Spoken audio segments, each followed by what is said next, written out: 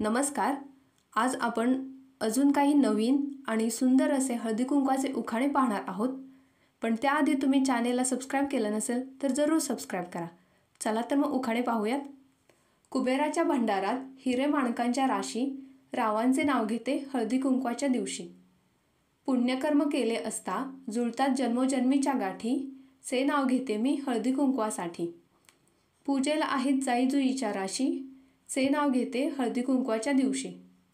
आज आहे हळदी कुंकवाचा सोहळा, च्या जीवावर शृंगार केले 16.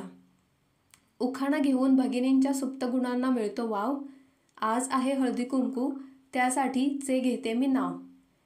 हातात घातल्या बांगड्या, गळ्यात घातली ठुशी, रावांचे नाव घेते हळदी कुंकवाच्या दिवशी.